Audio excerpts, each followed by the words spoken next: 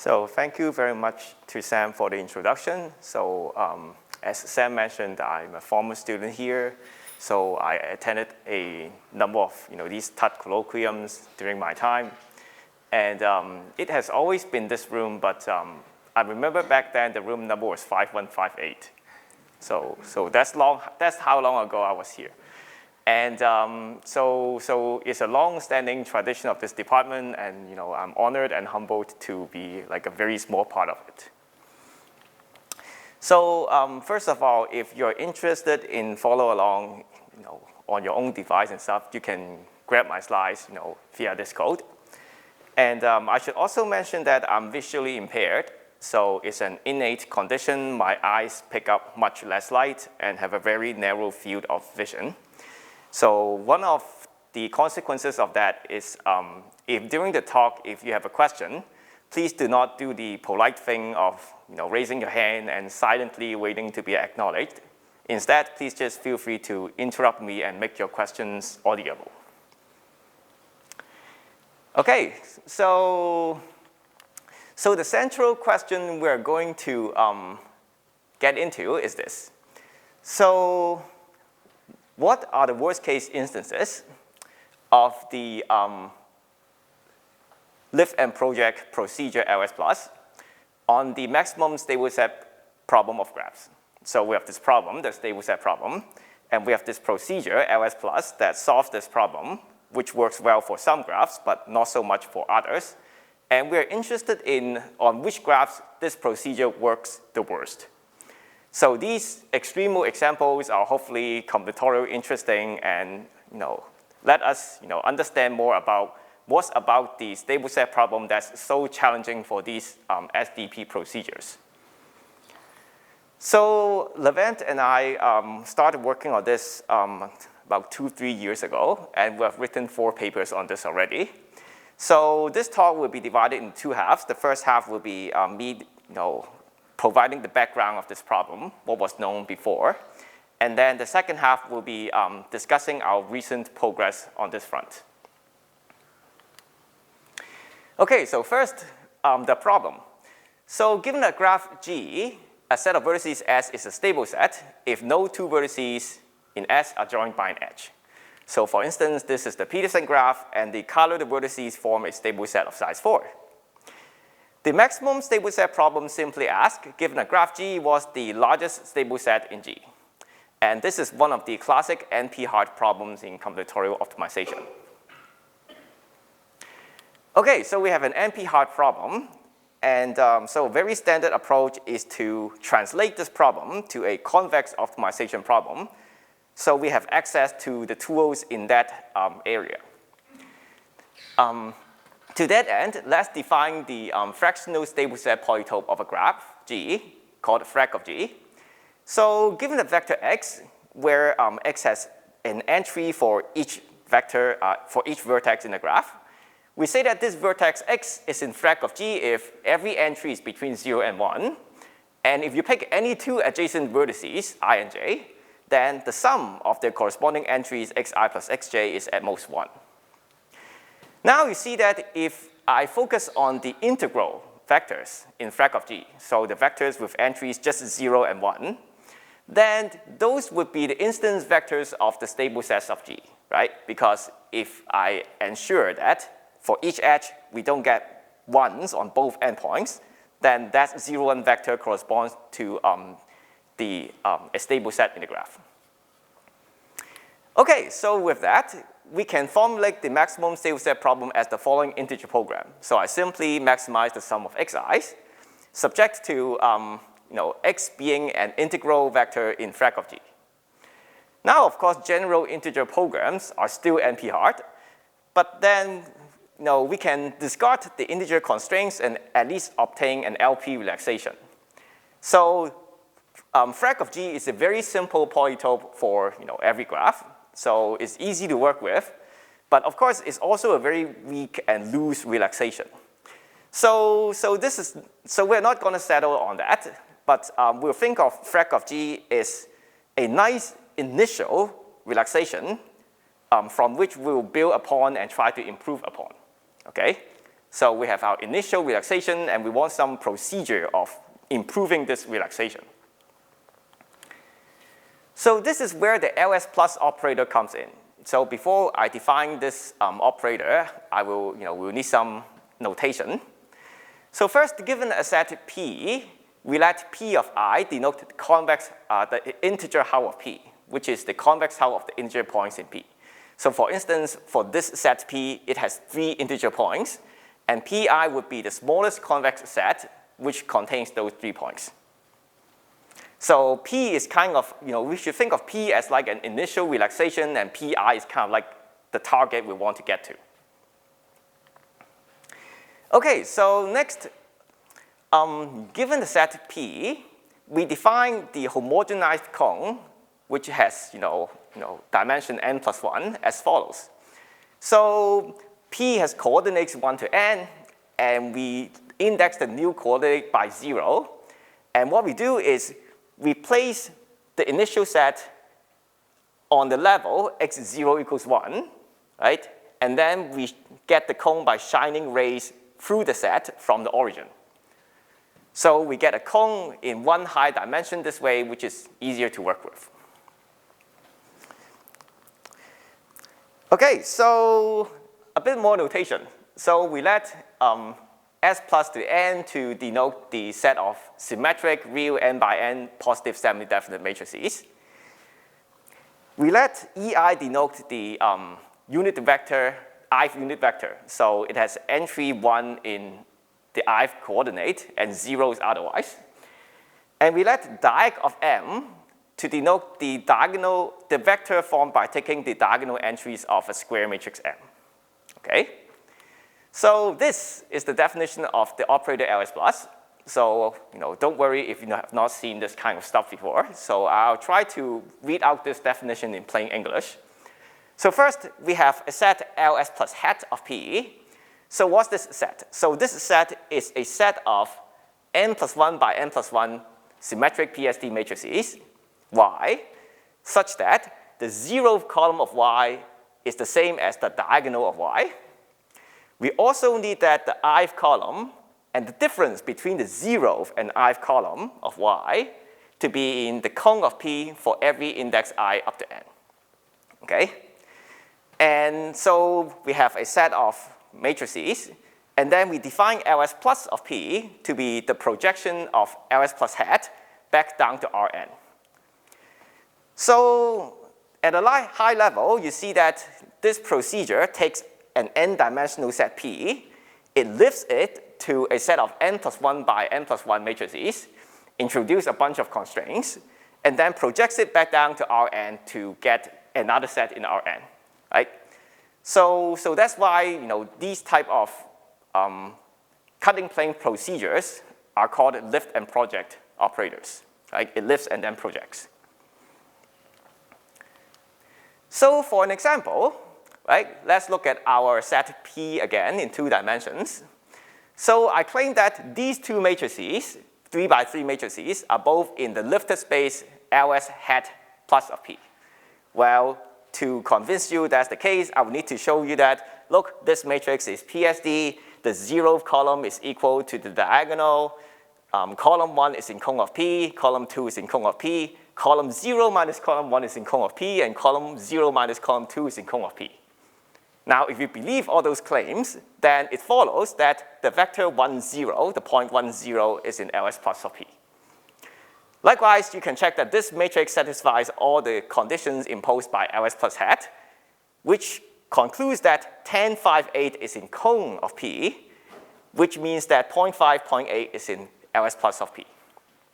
So if you do this, then you realize that for this particular P, ls plus of P looks like this. So the fact that this is a polyhedral set is a coincidence because ls plus of P is generally the feasible region of an SDP. So usually it's not polyhedral, but sometimes it is.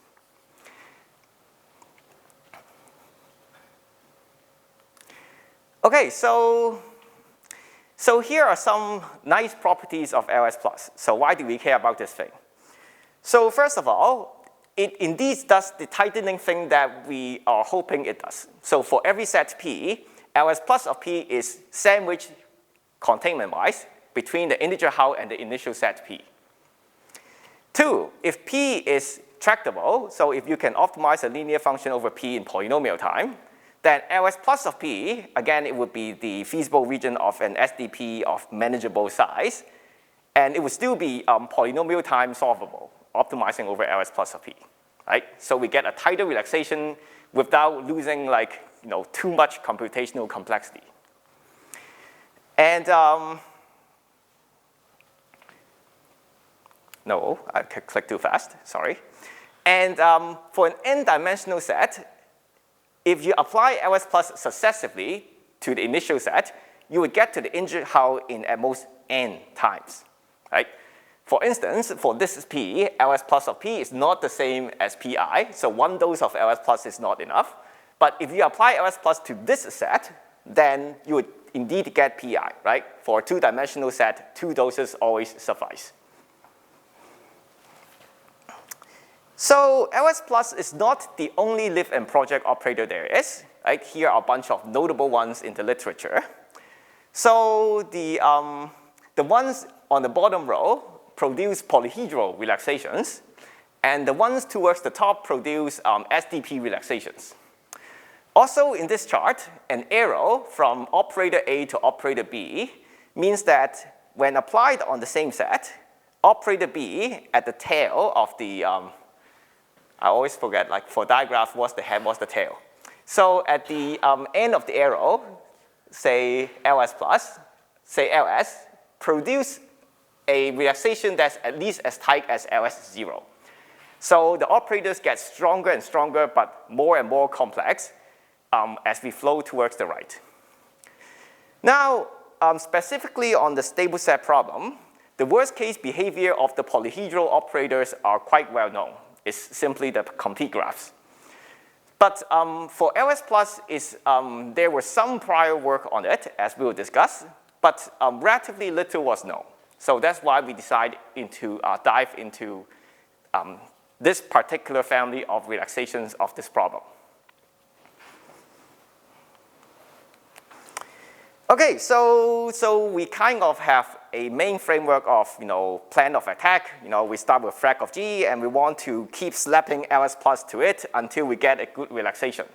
So for some graphs, we get a good relaxation really fast, and for some graphs, we don't get it in many, many iterations.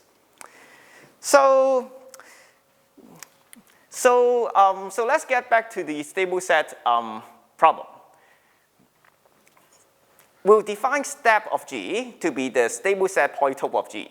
And so that's simply the integer how of frag of g. So again, we think of frag as the initial thing we start with, and we think of step of g as like the target, the integer how that we want to get to.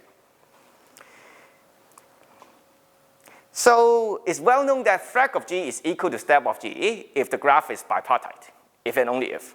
Right? So if the graph is bipartite, then there's no stringing needed. Right? The initial set is already the target. And when the graph is not bipartite, then we can apply ls plus to tighten the relaxation. Now, to reduce cluttering, instead of writing ls plus of frag of g, we'll simply write ls plus of g. Okay, so a very reasonable question is, okay, so ls plus of g is a tightened version of frag of g that aims to imitate step of g, right?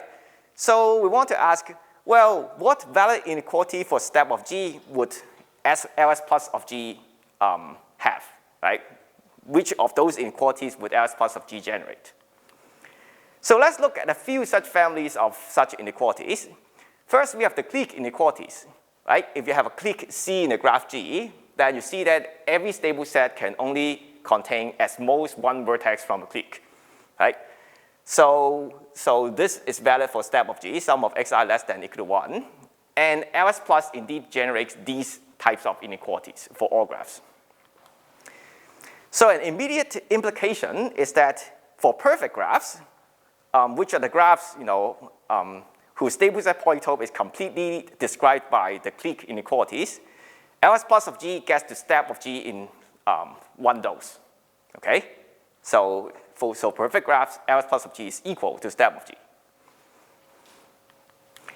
Okay, so another family generated of inequalities generated by LS plus is the odd cycle inequalities, right? So you see that every stable set can only contain at most one vertex from a 3 cycle, at most 2 vertices from a 5 cycle, at most 3 vertices from a 7 cycle, and so on. So this inequality is valid for a step of G, and it's also valid for LS plus of G for all graphs. So also valid are odd anti-hole inequalities.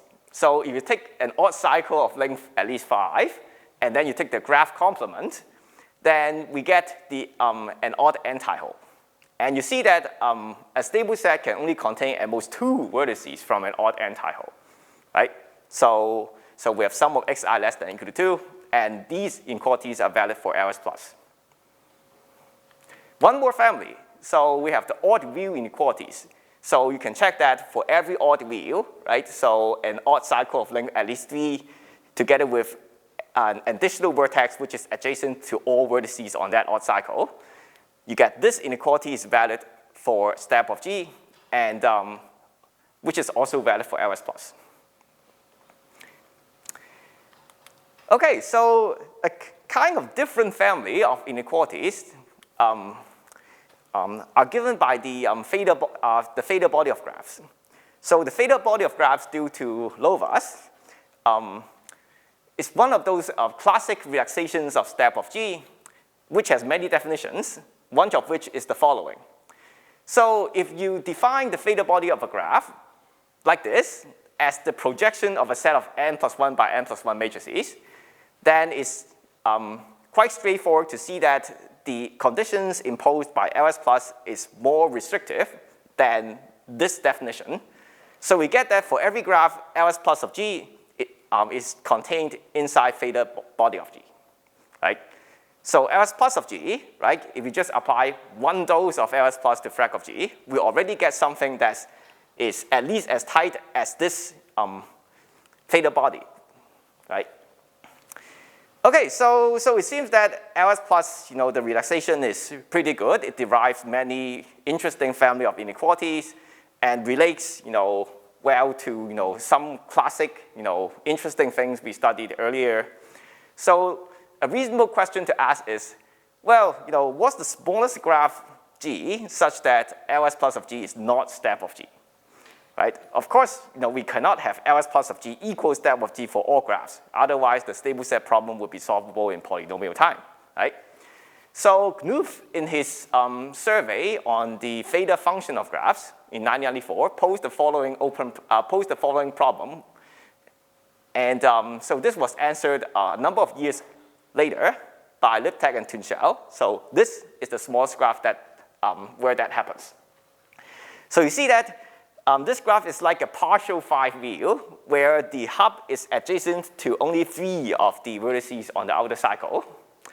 Another way to look at this graph is you think of this graph as a K4 where you replace one of the edges by a path of length 3. Okay, so we have that. Now, okay, so some graphs LS plus get to step of G in one shot. Some graphs it takes more than one shot. So it's reasonable to define this kind of performance metric for LS plus on a graph. So we let the LS plus rank of a graph G to be the number of iterations it takes LS plus to shrink frac of G down to step of G. Okay? So a graph has low rank means this graph, the stable set problem is easy to solve in the perspective of LS plus. A graph has high rank means that it's hard for this operator. Can I ask a question? Yes, please. So when you talk about stable set, you're talking about an optimal value. Yes. Can you say anything about the number of optimal solutions? It seems is that sort of hiding in some of the things you're saying in the inequalities? So how many stable sets are there? So that I'm not sure. So we are more concerned about whether we generate all facets of step of G, right? So here we are more concerned about where two sets are equal. as opposed to still solving like an optimization problem, optimizing a linear function over one set, right? So the quick answer is no. Thank you. Okay, so given this definition of LS plus rank, then we know that a graph has rank 0 if and only if it's bipartite, right? And now we know that a bunch of graphs have rank 1, right? Non-bipartite perfect graphs, cycles, anti-holes, and wheels. Graphs whose stable set is described by these type of inequalities, among others. Okay, so Liptak and Tunchel, in the same paper, they proved the following bound. So the LS plus rank of G is at most the number of vertices in G divided by 3. So this is a noteworthy result because earlier we called that, look, if I have a set in Rn, then it takes LS plus at most n iterations to get to the integer hull. Well, that lower bound actually is tight for every n. So for every dimension n, there exists a set which does require n iterations. But this result says that if the set is the fractional stable set polytope of some graph, then the number of iterations required is at most n over 3, right? So thus, it makes sense to define this L minimal graphs, right? So we define a graph to be L minimal for some integer L if the graph has rank L and has exactly 3 L vertices. So because due to this result, it takes at least a 6 vertex graph to have rank 2, it takes at least 9 vertices to have rank 3, and so on. And if those graphs exist, then they are the extremo, the worst case examples for LS plus. And so in the same paper, they conjectured that L minimal graphs indeed exist for all L, right? So let's take stock of what we know so far about L minimal graphs. So what's a one minimal graph? Well, it's a non-bipartite graph on 3 vertices, right? There's only one of them, right? So yes, there's a one minimal graph. So earlier we mentioned that Liptak and Tunchel found the first 2 minimal graph. Let's call it G21. A few years later, Escalante, Montella, and Messini found that there's only one other 2 minimal graph, which is a partial 5-wheel where the hub has degree 4. So these two are the only 2 minimal graphs. In the same paper, they also found the first 3 minimal graph in the literature, right? So you see this graph can be a 9-vertex graph can be obtained from a K5 by taking 2 non-incident edges and replacing those 2 edges by paths of length 3. Okay, so now let's take a step back and imagine how such proofs would go, right? So to show that, say, G21 has rank 2, okay, so we want to show that it takes 2 doses for LS plus to get to step, then we need to show that 1 dose is not enough. So we need to find some point x bar in LS plus of G, right? It survives 1 dose of LS plus, but it's still outside of step of G, right? You need to show that there is 1 such point. Okay, so to show that x bar is in LS plus of G, then we will need to find a certificate matrix y bar in the lifted space. Okay, so we need to show that this matrix y bar is PSD and satisfies all these cone conditions. Okay, so this is like, it sounds manageable. You're working with 1 certificate matrix. Now, how about showing G31 has rank 3? Okay, to show that we need 3 doses, we need to show that 2 doses is not enough. So we need to find some x bar that survives 2 doses that is still outside of step of G. Okay, to show that x bar is in LS plus 2 of G, then we need some certificate matrix y bar in the lifted space, LS plus 2, like hat of G. Now, since the LS plus to the k definition is recursive, this means that we'll need to verify cone conditions for this y bar. Right? We need to verify that y, the ith column of y, as well as the difference between the 0th and the ith column of y, is in the cone of LS plus of G. right, for every I in 1 up to 9. So that's 18 cone conditions. Well, since you want to show something is LS plus, you need a certificate matrix for each of those, right? So you see that the difficulty of these kind of proofs escalate very quickly when the rank increases, right? So for each rank increase, we need like an additional layer of certificate matrices. Okay, so next, so how about, okay, so we have seen some graphs with rank 1, rank 2, and oh, there's one with rank 3. Are there any graphs which has unbounded LS plus rank? So the first known family, the first known such family is due to Liptek and Tunshell from 1999, who showed that the line graph of the clique with 2 L plus 1 vertices has LS plus rank L, right? So their result was originally stated in the context of matchings. But we get this stable set result as a consequence due to the correspondence between matchings of a graph and the stable sets of the line graph. Okay, so now, given what we know, let's define this function, n plus of L, to be the smallest number of vertices among graphs with LS plus rank L, right? So we know that n plus of L is at least 3L, right? So it takes at least 3L vertices to get to rank L. And the result on the line graphs of odd cliques show that it's at most 2L plus 1 choose 2, right? So this is where things stood for like 15, 17 years, right? So we knew that n plus of L grows somewhere between linearly and quadratically. And we know that the lower bound is tight for L equals 1, 2, and 3, but we didn't but that's it, right? So this is where Levent and I, came in, right? So we started working on this a few years ago, and this is the first breakthrough we had.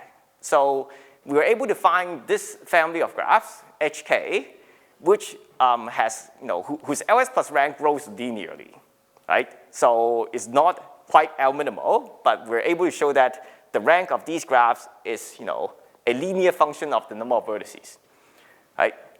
So for these graphs, the nice things about them is they are quite highly symmetric. So if you look at their automorphism group, there are exactly 2 orbits, right?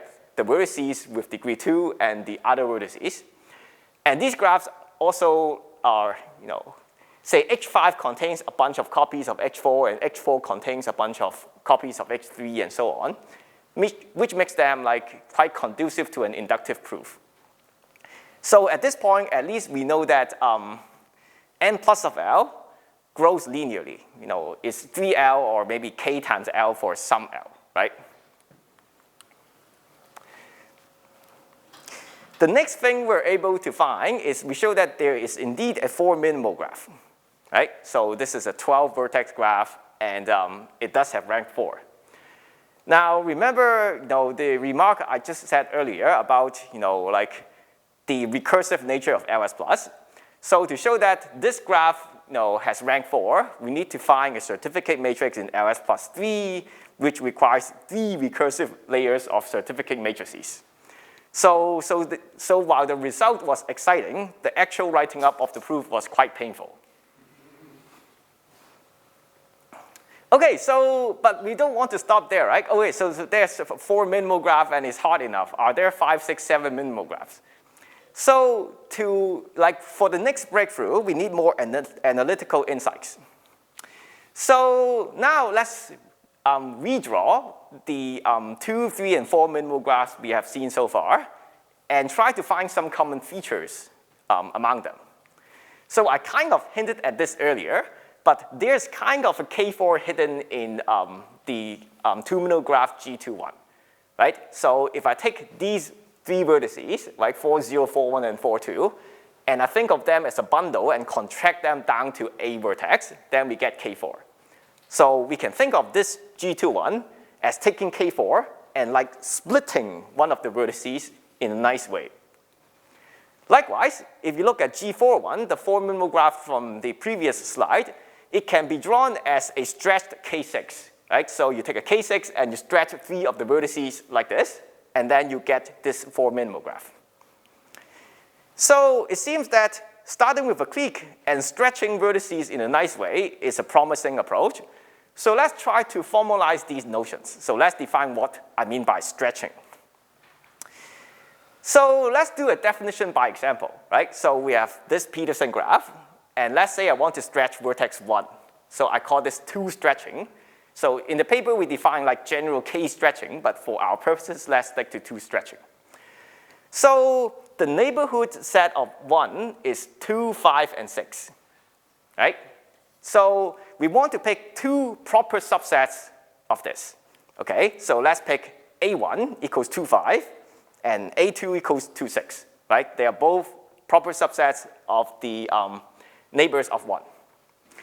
So what I do in the stretch graph is I replace vertex 1 by 3 vertices 1, 0, 1, 1, and 1, 2. 1, 0 must have degree 2 and is only adjacent to the 2 other new vertices. 1, 1 is adjacent to the vertices in A1, 2, and 5. And 1, 2 is adjacent to the vertices in A2, 2, and 6, right? So since I picked proper subsets of the neighbor set, this is a proper 2 stretching. Of course, say if 1, 1 is adjacent to, say, all of 2, 5, and 6, well, then that would be a non-proper 2 stretching. And it's the less interesting case, because if 1, 1 is already adjacent to all of 2, 5, and 6, then this graph, the original graph, would be an induced subgraph of the new graph, right? Okay, so what can we say about this vertex stretching operation in the context of LS+? So first, it turns out that this vertex stretching operation is LS+ rank non-decreasing. So that means that if you start with a graph with rank L, and you stretch one of the vertices as described in the last slide, the resulting graph always has rank also at least L. It may stay the same, it may go up, but it never goes down.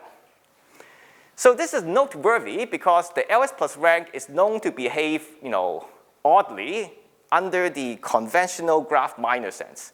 So in particular, it's possible to take a graph, delete an edge, and have the LS+ rank go up, right? So that's why this bound is noteworthy. Next, so we showed that if I have an L minimal graph, where L is at least 2, then it must come from a proper 2 stretching of another graph G. Moreover, so let's say, okay, I have H and it's L minimal, so there must exist another graph G where you stretch vertex I and G to get to H. The second part of this result says that if you delete that vertex I in G, then you get an L minus 1 minimal graph. So for example, this is a 3 minimal graph, trust me. So there is a vertex of degree 2, right? So a vertex of degree 2 is kind of like a giveaway of, this comes from 2 stretching, right? Vertex of degree 2 with the 2 neighbors forming a stable set. So let me unstretch these 3 vertices to get to this. And then I would delete this vertex, right? Then I get to a 2 minimal graph. Now it's a 2 minimal graph, right? Now there's this vertex of degree 2. I can unstretch this bundle to get to this. And then I can delete that vertex and get to the 1 minimal graph. So this result says that, look, if you have an L minimal graph, then there must be a way of starting with a 1 minimal graph, add a vertex, join it to some of the existing vertices, 2 stretch it, add a vertex, join it to some or all of the existing vertices, 2 stretch it, and so on. So every L minimal graph can be obtained from the 3 cycle by alternating this, add a vertex, stretch a vertex, add a vertex, stretch a vertex, procedure, right? Of course, not every graph obtained like this are L minimal, but every graph with L minimal can be obtained like this. Okay, so next, let's define a particular set of stretch cliques, okay? So I define this set of graphs hat K and D as follows. So hat K and D are the graphs that are obtained from Kn, complete graphs on n vertices, by 2 stretching D of them, okay? So there's one more additional requirement, is that among 2 stretched indices, there is exactly one edge joining the vertices that between those 2 stretched groups. So for instance, let's look at this graph, G41. So it comes from stretching 3 vertices of K6, right? So the stretched indices are 4, 5, and 6. If I look at 4 and 6, there is exactly one edge, 4, 2 joining to 6, 1, joining the 4 group and the 6 group, right? Likewise, there's one edge joining the 4 group and the 5 group. There's one edge joining the 5 group and the 6 group. So this graph indeed is in hat K63. And so this definition ties all the existing L minimal graphs together, right? So all the L minimal graphs we know belong to hat K and D for some n and D. So next, so we let omega of G denote the clique number of G, right? Size of the largest clique in G. And this, I guess, is like the main result, right? So we're able to show that if you take a graph in hat K L plus 2 L minus 1, so you take a complete graph on L plus 2 vertices, you stretch L minus 1 of them, so you stretch all but 3 vertices in a way that satisfies this, for every stretch group, there's one edge joining them condition. And we make sure that there are no K4s left in the stretch graph, right? Omega of G at most 3. Then the graph is L minimal. Okay? So this actually shows that, yes, there are L minimal graphs for every L, right? So we can stretch cliques in a way that satisfy all these conditions. So this would be a 2 minimal graph. No, this is a 3 minimal, this is a 4, this is a 5, this is a 6, and so on. Okay? So this completely settles the conjecture by Liptek and Tunchel from 2003. So yes, there are L minimal graphs for every L. In fact, we're able to show that the number of L minimal graphs grow at least exponentially as a function of L. So not only there is at least one, there are like many of them. So for this bound is tight for L equals 1 and 2. For L equals 3, this bound says that there are 2 to the 2, which is at least 4 3 minimal graphs. But we already know that that bound is not tight, because if I only look at the graphs in hat K52 with no K4s, there are 13 of them already, right? So these 13 graphs are all 3 minimal.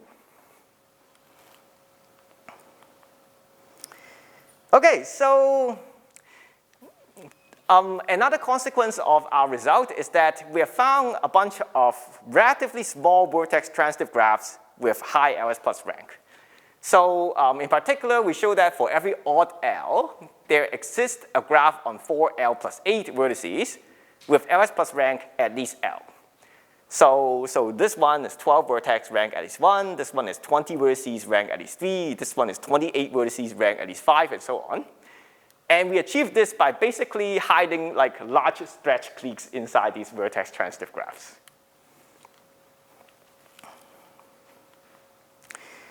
Okay, so that's what we're able to prove analytically. The next thing we decide to do is to embark on a computational search for more L minimal graphs. So because, look, we show that there are many graphs among these stretch clique families which are L minimal, but that says nothing about other graphs. Are there L minimal graphs beyond those that we found analytically?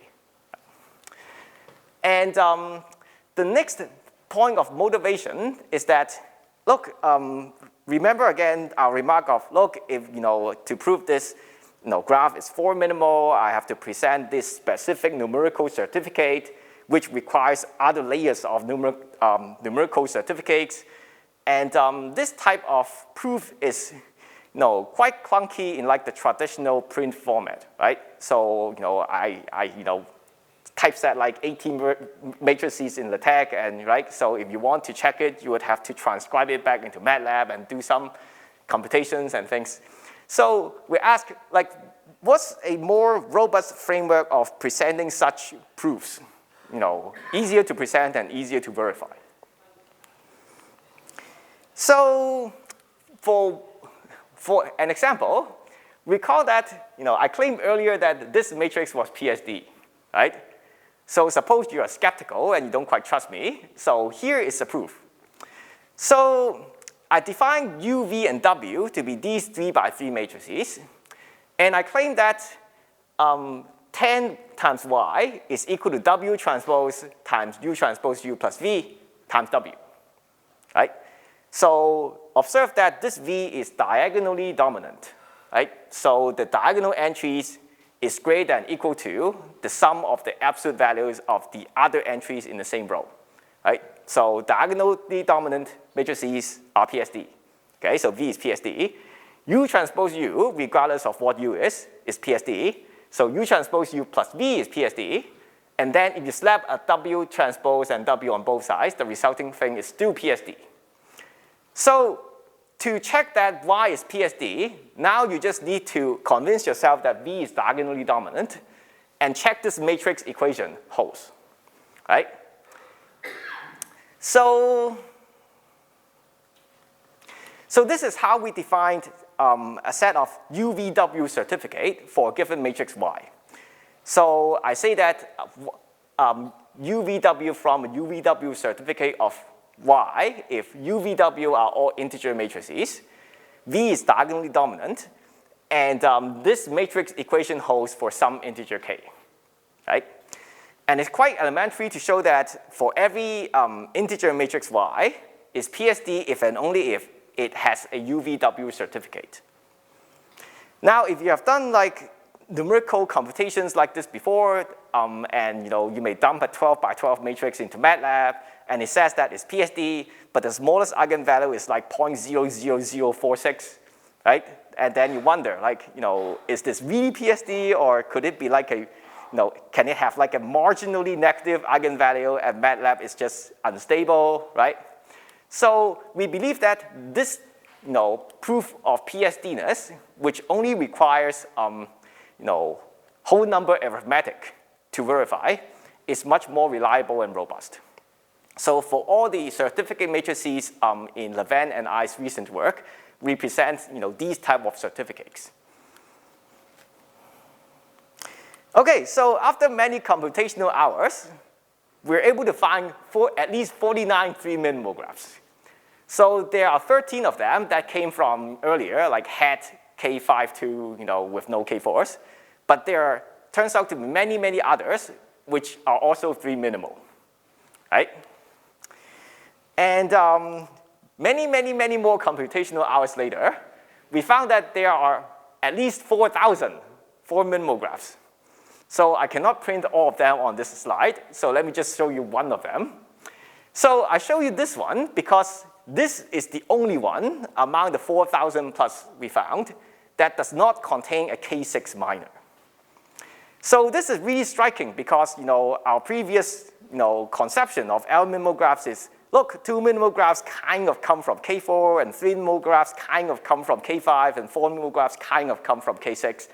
But yes, many of those, you can stretch a K6 to get a 4-minimal graph, but there exists at least one 4-minimal graph without a K6 minor. So while we were moderately confident that these 49 are all the 3-minimal graphs there are, we are extremely confident that this is not an exhaustive number for 4-minimal graphs. So like the computations are quite messy, and like when we get to 12 vertices, and I'm pretty sure there are more 4-minimal graphs than this number. And so that paper is like a massive amount of numerical data, and we made a public repository and have these matrices and certificate and code hosted somewhere online so that the reader can, they don't have to like read the paper and like type a 12 by 12 matrix into MATLAB, right? They can just download the data and, work with it. So one more thing we did in the computational paper is we found the smallest vertex transitive graphs for certain LS plus rank. So the smallest rank 1 graph, again, is the 3 cycle, which is vertex transitive. The smallest vertex transitive graph with rank 2 is this circulant on 8 vertices. The smallest rank 3 is this circulant on 13 vertices. And the smallest rank 4 graph is this one on 16 vertices, which can be obtained by taking 2 circulants on 8 vertices and gluing them together by perfect matching. Okay, so we have, we have covered quite a bit of ground. And of course, there are still like many things that, we don't quite know, right? So one immediate open problem is the following. Right? So we now know that the smallest graph overall with rank L has exactly 3 L vertices. Right? Well, but what about if we define n plus bar of L to be the smallest vertex transitive graph with rank L? So far we have the first 4 terms of this sequence, right? So 3, 8, 13, and 16. So we ask, what's this limit, right? So what's the limit of n plus bar of L over L as L increases? We want to believe that this limit is 4, but basically have like no evidence. Like it's just like 4 is just a nice number, right? So next, so we have found many L minimal graphs, but we have not exhaustively found them. It would be nice if we can come with like combinatorial characterization of, right? So a theorem that's like a graph is L minimal if and only if, blah, right? So this is very ambitious, but it would be nice, if we have something like that. Along similar lines, right? What are the graphs? So can we even describe the graphs where LS plus of G is equal to step of G? Right? So what's the exact set of graphs where 1 dose of LS plus is enough? So we know that this set is a superset of perfect graphs, but what exactly is it? And finally, look, these L minimal graphs, they are extremo in the context of LS plus ranks, but by virtue of having one combinatorially interesting property, could it be that there are also interesting instances for like some other like problems in graph theory? So, and that's all. Again, here are my slides. Thank you very much for your time.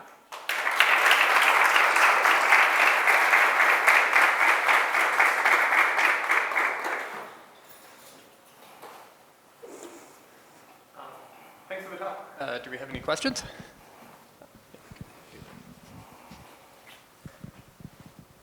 Thanks for the nice talk. So is it obvious that you can look only at integer semi-definite matrices since there are many steps to this process if you're in a higher rank than 1?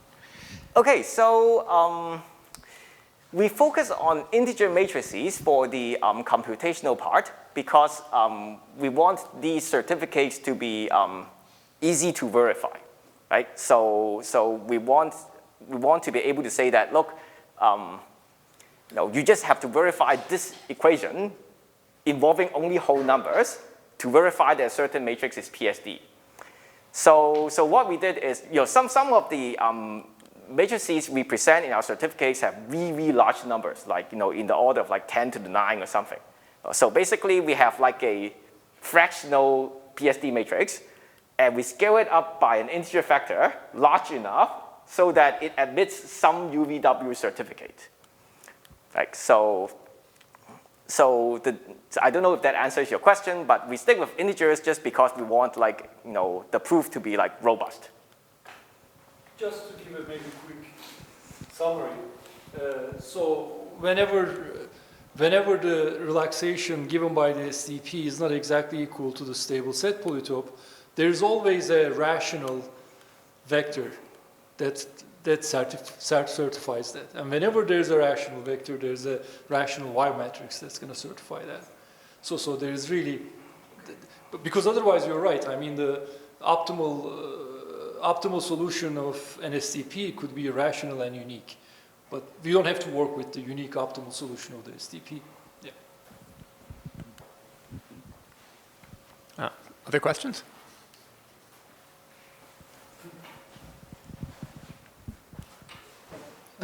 Thanks for the very nice talk, Gary.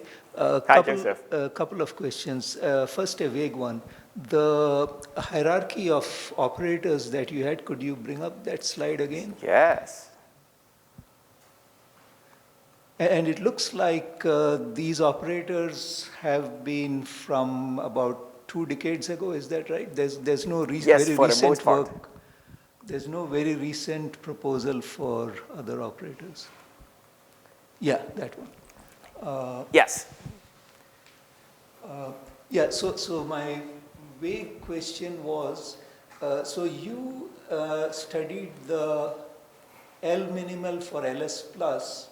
Now what about the strongest of these SDP operators, the PSD operators, the BZ plus? So is there any notion of L minimal for that operator? So- And do you have any conjectures, ideas about that? So that's a great question. So well, yes, we study LS plus. Why don't we study like the stronger ones? So we start with LS plus because like it's kind of like the most straightforward thing that wasn't quite explored before. And so yes, we are interested in, say, the next up, like SA plus and Lasserre, that kind of, those type of relaxations. But we haven't done much on it yet because, as we've seen, like for LS plus, we had to dig for many stuff already. So we haven't worked on the strongest operators yet, but that would be a reasonable thing to try next. Okay, thanks. And one other question, the open questions you had. Yes. So I was just wondering if basically there is a connection between the second and third bullets, because if you can combinatorially characterize 2 minimal graphs, then perhaps it will give you the answer to the third bullet. Well, of course, it depends on what we mean by a combinatorial characterization. So for 2 minimal graphs, we know, so for 2 minimal graphs, the additional restriction is it has to be 6 vertices. So we know there are exactly 2 of them, right? But here, if I want to classify rank 1 graphs, that is not just the 3 cycle. It's, like the number of vertices is not restricted in the third problem. So that gives us like many more graphs. So for instance, say the Peterson graph we looked at the outset. So we can show that it has rank 1, LS plus rank 1, because the stable set polytope of this graph is just a bunch of edge constraints and 5 cycles, right? So this is not perfect, but this graph satisfies LS plus G equals step of G, right? So there are many such graphs like this, large and small, which satisfies this. And a characterization, like there's work in literature about characterizing these graphs, but we don't have like a complete conclusion yet. Thanks. One more question.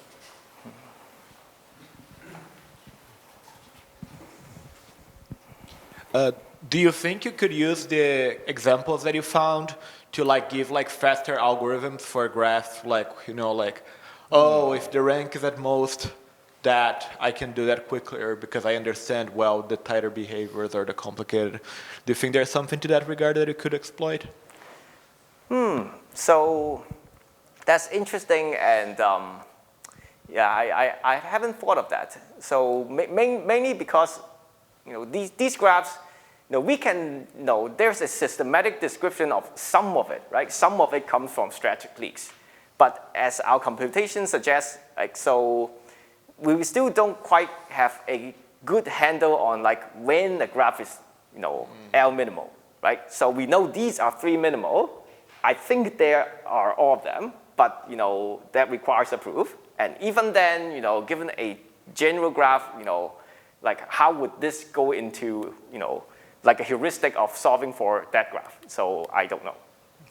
And do you know anything about like the average, like the expected behavior, that like a typical number, the rank of like a random graph, Erdo-Shreni? No, we haven't thought of that, but that would be really interesting. So what's the LS plus rank of a random graph? Yeah. So that's particularly interesting for LS plus because for this operator, the very, very sparse graph like cycles have low rank, and the densest graph like the cliques and anti-holes and things like that also have low rank. And all these L minimal graphs are kind of semi-sparse, right? Somewhere in between. So it would be interesting if you take like a random graph, like with like maybe like density a half, expectancy, what kind of rank it would get. Thank you.